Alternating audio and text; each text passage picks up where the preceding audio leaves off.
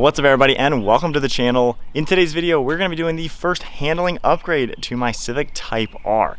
Now this car already handles insanely well in the stock configuration. However, there's always room for improvement, and on top of that, while these stock wheels look pretty insane, they are way sunken into the fenders to where this could have a much better stance. So to do that, we are going to be installing H&R wheel spacers. So I got 15mm for the front and 20mm for the back. Now if you own any of the Honda Civics, FL5, FK8, so 10th and 11th generation, you can take a look at the wheel spacers linked down below to pick these up for your own car. So let's take a quick look at what I have. Here these are. So these are the 15mm spacers, as you can tell. Of course, H&R, extremely high quality, all gorgeously made, billet aluminum, machined to be perfect, and they come with the extra hardware. And then here's everything packaged up. But we're gonna do 20s in the back, 15s up in front to get this stance much nicer. So as you can tell with the front, you can see how sunken in that front wheel is. It doesn't look all too aggressive. This car is really good looking from the front. Honestly, I'm really impressed with how cool it looks, but the wheels need to sit a little bit more flush. But not only are they going to improve the look of the car, given we're going to be widening the front and rear track of this car, it's actually going to technically lower the center of gravity, give you a little bit more stable of a base for handling. Again, this car handles so well, but widening it just a little bit is going to improve the stability, and these H&R wheel spacers are really going to improve the Type-R, I think.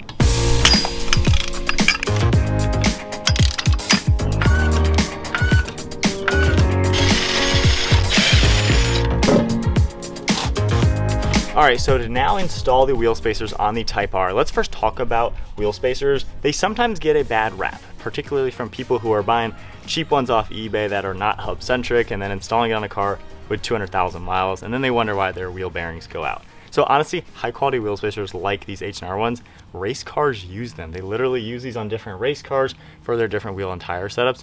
It's nothing that high-performance race cars aren't using from time to time.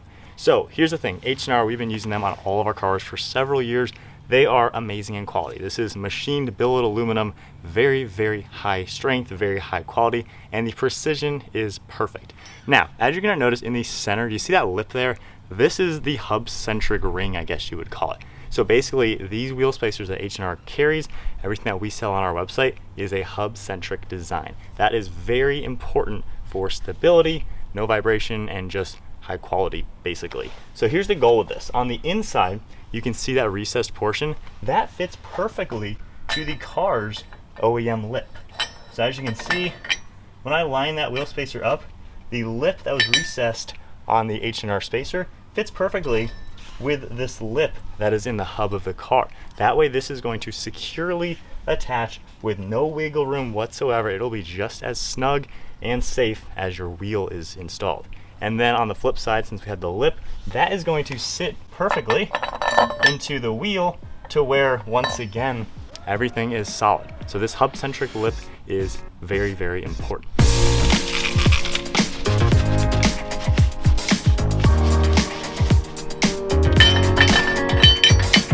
Now, one thing I would recommend when you're doing wheel spacers like the Type-R, where they have studs built into them, go ahead and use some Loctites on the original stud with the new bolts. I'm just gonna use the blue stuff. That way it's not permanent, but this will of course help these just stay on a little bit more secure, just as a precautionary. Cars like my old Supra, things like that, where they have a wheel bolt rather than a stud in the actual hub, you don't need to worry about that because it's just like putting in your original studs. So with that said, this kit is going to come with all the hardware needed. So we can go ahead and get these smaller nuts onto the factory lugs.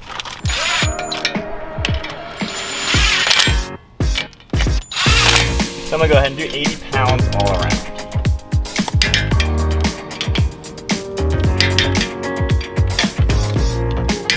So with the 15mm H&R wheel spacer installed on the front, super easy, as you can see. Just clean up the surfaces nicely, install the wheel spacer, a little bit of Loctite on those original studs, and then the nuts that come with the kit, torque to spec, and you are good to go. Now we just install the wheel like normal. You don't need any Loctite on these new studs now, but you're of course gonna still torque them to spec.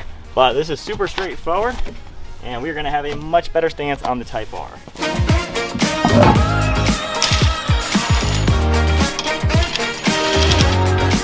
And then your original studs, there are recessed portions in the back side of your wheels where they're gonna sit in there fine. You don't have to worry about any damaging things. Some people will buy inferior products and have to cut their stock studs. If your kit requires that, do not buy that kit. That is why we stick with H&R. They are perfectly made for every car, and they're only gonna offer safe sizes. So we have been a really big fan of all their products on all of our cars. I'm excited to get the stance set up for the Type-R. The RS3 already has a sweet set with the lowering springs and spacers, and now it's about time the Honda matches. And already, without letting the car settle, we are looking really nice and flush up front with that 15. And spoiler, of course, I'm gonna be lowering this car shortly, so we're gonna really dial in that stance. But that is how you install a wheel spacer, and you can kind of barely see it through the rim. It's not really noticeable, especially getting these in black. So it's nothing that you're gonna, stick out like a sore thumb or anything with your car.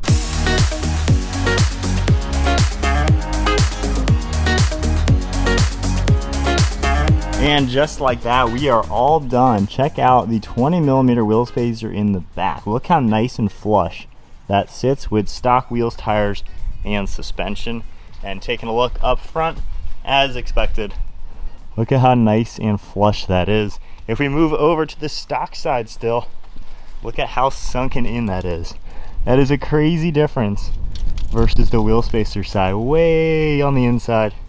And then taking a look at the rear once again, look at how far in those wheels are sitting. And then flipping right around to the other side, perfectly nice and flush.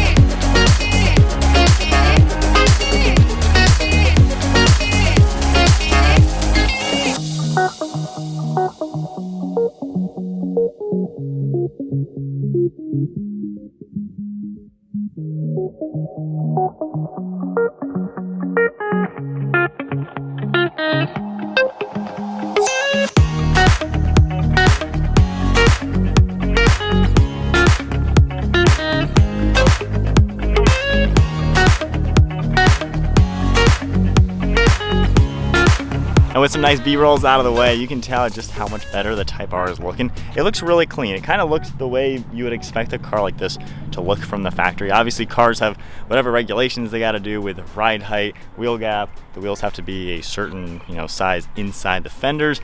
But that's why there's the aftermarket. We like modifying our cars and making them better.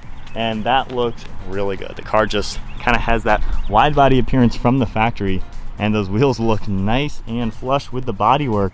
Once I lower it, it'll really come together.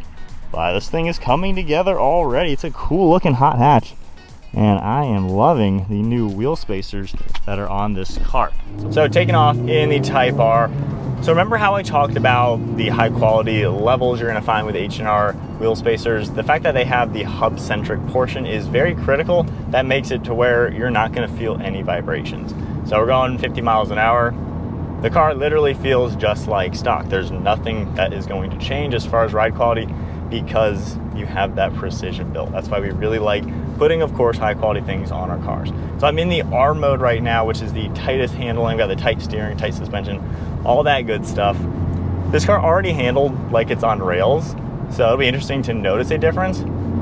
But part of me does feel, just going around these turns, there's just the slightest bit of a little bit, like you can tell the car is wider. You can tell there's a wider footprint, and just, it's very slight. Of course, you're not gonna hop in and think, all of a sudden handles a million times better. But from doing this on other cars, it's just gonna be that much more planted. I mean, if you think about it, we've widened the rear track by 40 millimeters and the front by 30.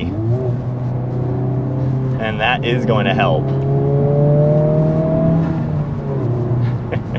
I will say, coming around to that turn,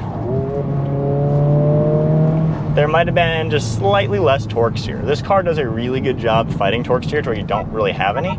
And every now and then you can feel it when you're in a turn just barely. I feel like that was slightly less. So far it's doing what it's needing to do. It's nice and confident, hitting that bump, kind of turning around, turning circle is all pretty much the same. Not gonna have any issues there. Nothing's rubbing, and the steering feels pretty normal, as does the ride quality.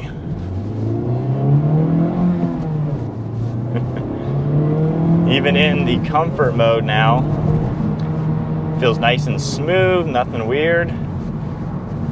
And actually, even in comfort mode, this seems to handle just a little bit tighter. Going back into the R mode. As my water bottle goes flying. I would say there is a little bit less torque here. I actually don't feel a single thing coming around that section.